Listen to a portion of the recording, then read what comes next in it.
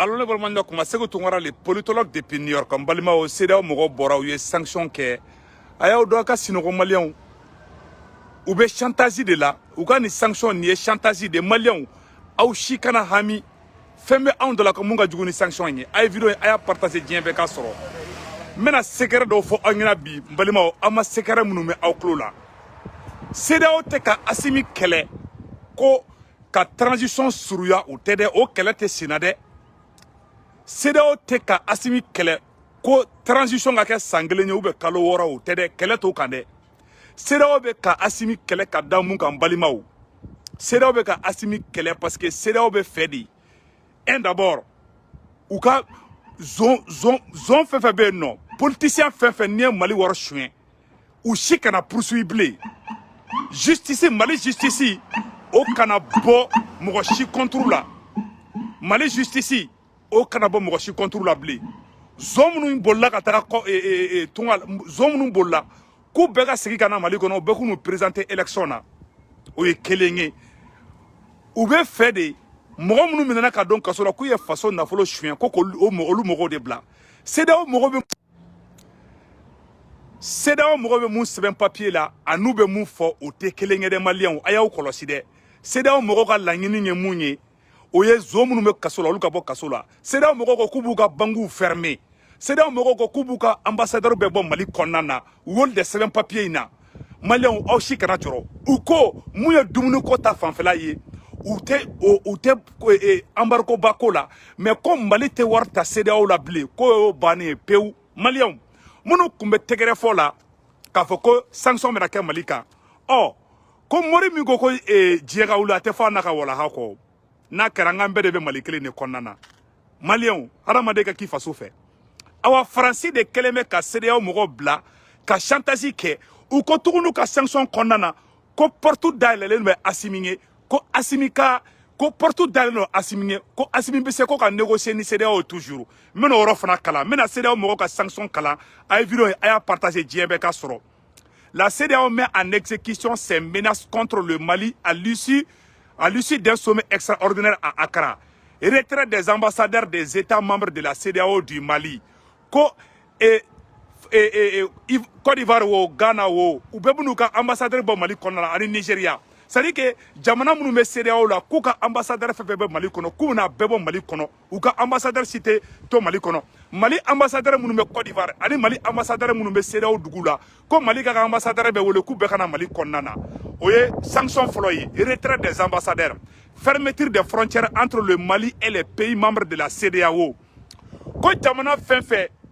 noni Mali be frontière no be CEDEAO la u bu ka frontière fermée Malien te taga ye olu fana ka mɔgɔ tɛna Mali kɔnɔ bilen ko à partir d'aujourd'hui ka daminɛ bi la bi dimanche 9 janvier 2022 ko olu ka jamanaden si tɛ na Mali kɔnɔ awa malien si kana bɔ k'i bɛ taga olu ka duguw la ko frontière bɛɛ fermena n balimaw u ma tila fana dɛ u ko tuguni ko fermeture des suspension des transactions entre le Mali et les pays membres de la CEDEAO. On va dire que Mali BCAO, Mali tse ka war bo BCAO la jamana wɛrɛw kan ka na Mali kɔnɔna na. Donc hali ni bɛ Côte d'Ivoire ni bɛ fɛ ka wari ci Mali la, o wari tɛ se ka na. A tɛ na Orange Money la, a tɛ na BCAO la, ayiwa a tɛ se ka kɛ bilen, c'est impossible. Donc o tɛmɛnen kɔfɛ tuguni u ko tuguni n balimaw les gels des avoirs du Mali à la BCAO. Comme Mali ka wari fɛn fɛn bɛ BCAO la, Kuba wari bɛɛ ko a wari dɔrɔmɛ kelen k'a tɛ di Mali ma bilen. Ko CFA Mali ka CFA wari mun bɛ BCAO la, ko dɔrɔmɛ kelen tɛ na Mali la bilen dɛ. A ye nin kuma lamɛn dɛ. O tɛmɛnen kɔfɛ tuguni ces sanctions sont avec immédiat mais sera progressivement levées si des progrès sont enregistrés dans le chronogramme de retour à un ordre constitutionnel. Le peuple et voilà mbalimaw ko ni sanction nunu mun filɛ nin ye ko c'est temporaire ko u bɛ sanction nunu bɔ Mali kunna à condition que olu ka laɲini ye mun ye n'o ye ka na ni ka fanga di civiliw ma ko Assimi Goïta ka élection organisée rapidement ko ka fanga ta ka di civil dɔ ma ko n'o kɛra ko n'o Assimi nana n'o kan ye kuma min na k'olu bɛ sɔrɔ ka sanction bɔ Mali kan n balimaw nin ye piège de ni sanction ye chantage de c'est impossible à appliquer u b'a daminɛ mais sanction in a tɛ jouer Mali kelen kan dɛ, a bɛ jouer Burkina kan, a bɛ jouer Côte d'Ivoire kan, a bɛ jouer Sénégal kan. Balimaw, n bɛna kuma kelen ɲɛfɔ aw bɛɛ lajɛlen ɲɛna. A y'aw kɔlɔsi manigansikɛlaw, faso fagabaga dɔw wulilen bɛ tile fila in kɔnɔna na. U bɛna aw bagabaga de, kɔngɔ ni buru b'an na. Sanction in, pièce jumɛn bɛ sanction in kɔfɛ? C'est le politologue qui vous dit. Mba analyse bɔ ka ci. Cɛ si tɛ Mali kɔnɔ mun bɛ se k'a fɔ ko nkalon don. D'abord u bɛ sanction kɛ, ni sɛgɛn ye maliyɛnw minɛ, u bɛ politicien zone u b'olu bila ka mɔgɔw la muruti Assimi contre la, mɔgɔ ka bɔ ko kɔngɔ b'u la, mɔgɔ ka bɔ ko minɔgɔ b'u la, n balimaw. Mais Assimi nana ni irisiw ye, irisiw bɛ ka Mali libéré bi, irisiw bɛ Tombouctou bi, irisiw bɛ fɛngɛ Mali yɔrɔ bɛɛ la bi, irisiw ni Mali armée de bɛ ka Mali libéré bi. Irisiw nali mun kɛra Mali kɔnɔna la, o de ma bɛn Faransi ma. Union européenne ye Faransi kɔ bila. Américains ko tiɲɛna k'olu sɛgɛnna ten, u ye Américains bila. Américains ye sanction kirikaram dɔ kɛ Mali contre la pour faire plaisir à la France, mais Amérique tɛ Mali contre la dɛ. Sisan Faransi taara CEDEAO de ta otage la, CEDEAO président fɛn fɛn bɛ yen nɔ. Terroristes ye attaqué kɛ ka Ivoiriens ka sɔrɔdasi dɔ faga bi sɔgɔmada in na. Terroristes ye attaqué kɛ Burkina, terroristes ye attaqué kɛ Nigeria. O ye chantage de ka yira président CEDEAO président na k'a fɔ n'aw ma Mali ɲangi, n'aw ma Mali ɲangi, an bɛ ko da aw kan. Aw an b'a dili Malien den bɛɛ lajɛlen fɛ. Aw kana CEDEAO mɔgɔ ninnu nɛni dɛ. An ka wuli an ka Assimi supporter, an kana mɔgɔ si dɔgɔya. Malien den fɛn fɛn bɛ yen, i bɛ Assimi fɛ o, i tɛ Assimi fɛ o. An bɛ kuma bɛɛ fɛ nɔgɔya la, an bɛ kuma bɛɛ fɛ hɔrɔnya ni danbeya la, k'a fɔ bɛɛ ɲɛna. Sanction in kun ye jumɛn ye? U ko président Assimi ma, ko Assimi ka bube bila ka taga Faransi. Ko Assimi ka cɛma Hubert Coulibaly, Mali politicien fɛn fɛn bolila, n'u ye Mali wari suɲɛ, ni justice mɔgɔw b'o nɔfɛ. Ko Mali justice kana Mali politicien si minɛ ka don kaso la. Ko Mali justice kana zone si minɛ ka don kaso la. Ko fo président Assimi ka sɔn o de ma. Ko mɔgɔ bɛɛ ka bɔ k'i présenter élection na. Ko mɔgɔ si kana minɛ ka don kaso la. Hali ni ye Mali janfa, hali ni ye Mali nafolo suɲɛ. Ko Assimi ko Mali justice kana mɔgɔ si minɛ. Ko fo Assimi ka sɔn o de ma. Assimi ko ale bɛ saya fisa ni malo ye. U bɛ ka Assimi kɛlɛ fɛn saba de la. Fɛn fɔlɔ fɔlɔ ko Assimi kana zonbaw minɛ k'u don kaso la dɛ. CEDEAO mɔgɔw ko de ko Assimi kana zone don kaso la, ko Mali justice ko kana ka baara kɛ dɛ, ko mɔgɔ minnu ye suɲɛni kɛ ko bɛɛ ka bɔ kaso la, ko minnu justice dossier bɛ minnu contre la k'olu fana ka to yen, ko bɛɛ k'i présenter, ko élection présidentielle ka kɛ, ko mɔgɔ si kana minɛ ka don kaso la. Justice ka baara bɛɛ dabila. Sisan Mali justice kɛra CEDEAO de ta ye, Mali justice kɛra Faransi de ta ye. U bɛ k'a fɔ tuguni ko ka Wagner gɛn, et je m'excuse, ko ka irisiw ka sɔrɔsiw ko k'a bɛɛ gɛn ka bɔ Mali kɔnɔna na. Ko ni Assimi ye irisiw ka sɔrɔsiw gɛn ka bɔ Mali kɔnɔ,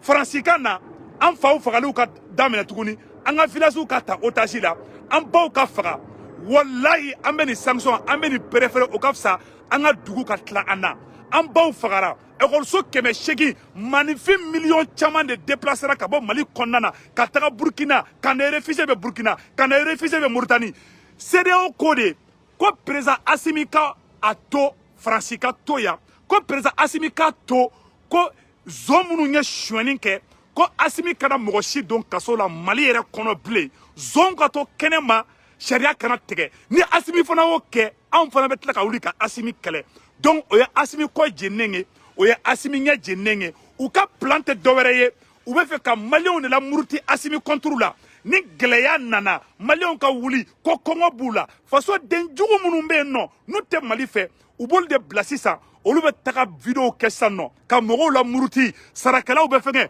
u bɛ taa don syndicat kan, u bɛ taa don Maliyɛn den caman kan, u bɛ taa fɔ syndicat ɲɛna, aw sara tɛ ka sɔrɔ, Assimi de nɔ don. Mais Maliyɛn a y'a bila aw kunna, Assimi ye kuma kelen fɔ, kɛlɛ tɛ Assimi ni CEDEAO cɛ dɛ. CEDEAO bɛ Faransi ka kɛlɛ de la, CEDEAO bɛ fɛ ka Macron ɲɛji de cɛ, CEDEAO mɔgɔw ko Assimi ka to Faransi kɔ. Assimi ma CEDEAO présidence kɛlɛ, Assimi y'a ka discours kala bɛɛ lajɛlen y'a mɛn. Balimaw, CEDEAO mɔgɔw ko k'u b'u ka frontière fermée, ko Maliyɛn den si tɛ bɔ Mali kɔnɔ, ko ka taga Burkina, Maliyɛn den si tɛ bɔ Mali kɔnɔ, ko ka taa Sénégali, ko de banna. Maliyɛnw, an ye Maliyɛnw de, an bɛ san Maliyɛnya la, kɛlɛ t'an ni mɔgɔ si cɛ, mɔgɔ si kana CEDEAO mɔgɔ si nɛni. Balimaw, CEDEAO mɔgɔw ko tuguni ko irisiw ka sɔrɔsi ko k'o dégager ka bɔ Mali kɔnɔna na. CEDEAO mɔgɔw ka laɲini ye mun ye? irisu ka base min bɛ Mali kɔnɔ irisu ka sɔrɔsi minnu bɛ Mali kɔnɔ ka irisu ka sɔrɔsi olu ka taga ka bɔ Mali kɔnɔ ni irisu ka sɔrɔsi bɔra Mali kɔnɔ don min na CEDEAO bɛ sɔrɔ ka sanction wuli ni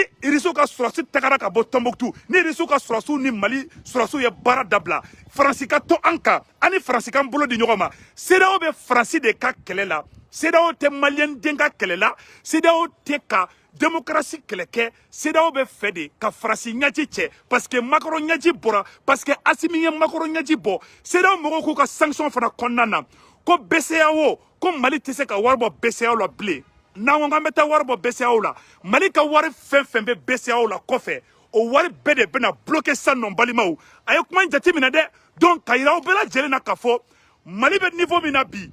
Assimi kelen tɛ Assimi y'a ni de di anw ma Assimi bɛ anw de ka kɛlɛ la aw ma deli Maliyɛn cɛ ani muso denmisɛn ani makɔrɔba mɔgɔ si kana CEDEAO président si nɛni mɔgɔ si kana kuma jugu fɔ CEDEAO mɔgɔ si ma wallahi u bɛ ka chantage de kɛ Ivoire président na hali Alassane Ouattara ye mun fɔ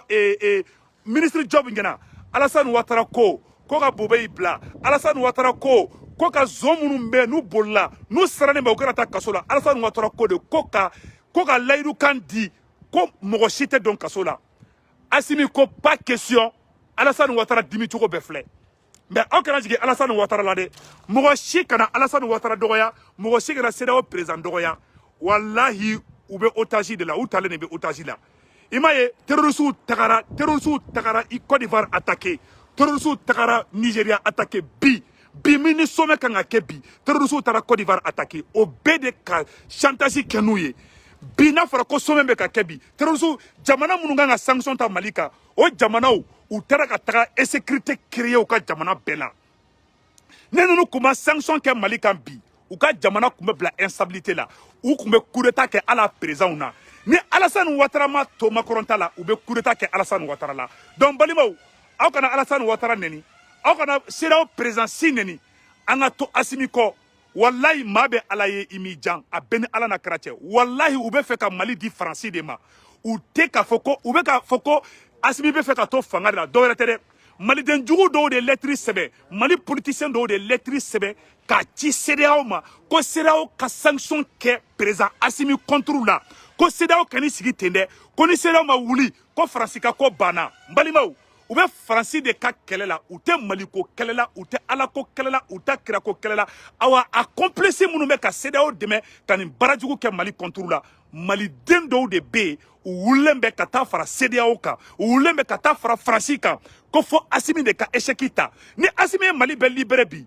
maliyɛn denw b'a fɔ k'u tigɛra politiciens na politiciens minnu u y'an ka jamana ci san 60 u bɛ k'an ta k'an di Faransi ma u ye Modibo Keita bɔ yen k'an ta k'an sen siri k'an bolo siri k'an ta k'an di Faransi ma politiciens minnu y'o baarajugu kɛ o politiciens olu ni CEDEAO olu ni Faransi olu de bɛ k'i tɛgɛ di ɲɔgɔn ma bi Assimi ka se ka échouer cogoya o cogo la Assimi ka échouer parce que Assimi wulilen bɛ ni 400 km à l'heure de Assimi ka avion bolitɔ la a poussière u bɛɛ tunnen bɛ Assimi ka avion poussière la sisan pour que Assimi kana se ka succès sɔrɔ pour que Assimi ka échec ta pour que Assimi kana se ka Mali libérer ni fasoden jugu de wulilen bɛ ka lettre sɛbɛn ka taa ci CEDEAO mɔgɔw ma ko CEDEAO mɔgɔw ka wuli k'i jɔ ko sinon ko Faransi malotɔ filɛ nin ye u bɛ Faransi ka kɛlɛ de la i ma activiste kirikara dɔw ye u kun bɛ lettre u kun bɛ don o don publication na aw an bɛ mun ɲɛfɔ Mali autorité mɔgɔw ɲɛna CEDEAO bɛ ka chantage de kɛ ni aw ye n'aw binna CEDEAO ka chantage kɔnɔ Assimi Goïta ni binna CEDEAO ka chantage kɔnɔ dɔrɔn i mago bɛ sara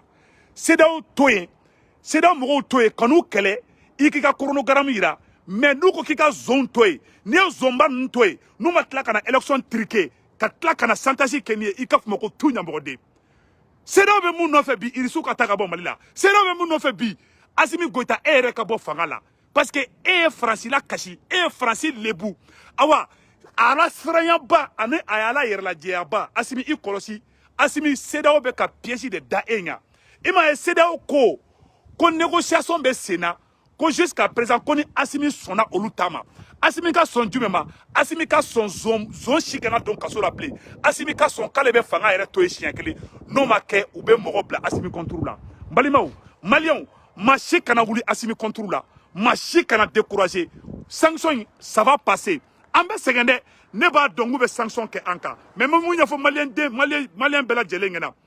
wallahi billahi irisu nali mun kɛra o de kɛlen bɛ k'u bila ka sanction kɛ an kunna u ye Asimi négocier dogo de la Asimi ma sɔn u ta ma donc sisan u bɛ ka sanction de bi an kan an bɛ mun ɲɛfɔ Mali cɛ n'a muso denmisɛnnin ani makɔrɔ ɲɛna ba bɛɛ lajɛlen ɲɛna a ye vidéo in partager bɛɛ ka sɔrɔ aw kana décourager aw kana mɔgɔ nɛni aw kana mɔgɔ dɔgɔya mais a y'an cɛsiri an ka président Asimi dɛmɛ wallahi fanga in dugu bɛɛ bɛ ka libérer bi yani mois de janvier in bɛ ban an bɛ Mali centre bɛɛ a centre bɛɛ bɛ libéré recrutement bɛ ka kɛ baaraw bɛ senna awa Mali libéré tɔla de don an ka to président Asimi kɔ mɔgɔ si kana violence kɛ mais an bɛ mun ɲɛfɔ Asimi ɲɛna Asimi i bɛ marteau de ta k'i sigi sisan déjà sanction nana ni mun y'a ɲin wɛrɛ k'a bɛ CEDEAO supporter bɛ fɛ ka Faransi supporter kan'u lajɛ bilen dɛ sisan u bɛ n'u ka pion de bila i senkɔrɔ sisan k'u bɛ jama labɔ i contre la i mana mɔgɔ o mɔgɔ minɛ Asimi k'a bɛ ka mɔgɔw labɔ i contre la ko kɔgɔ b'an na minɔgɔ ni mun y'a ɲin kɛrɛkataki ko a ye wuli dɛ an ka sogo prix gɛlɛya cogo mɔgɔ ɲumanw bɛ yen dɛ mɔgɔ dɔw ma faamuya dɛ mais mɔgɔ minnu b'u pousser mɔgɔ minnu bɛ taa mɔgɔw pousser k'a ye bɔ ko kɔngɔ b'aw la Asimi kunu to yen dɛ o ye ne ka conseil ka finna Asimi kan'i yɛrɛ ma da CEDEAO mɔgɔw fana ye u bonya kana mɔgɔ dɔgɔya mais kana siranya fari da n'i ye siranya fari da o tɛ fari la fo ka diɲɛ wuli Ala ka barika don fanga in na Maliens aw si kana décourager Mali de libération baara bɛ sen na vive la transition on est ensemble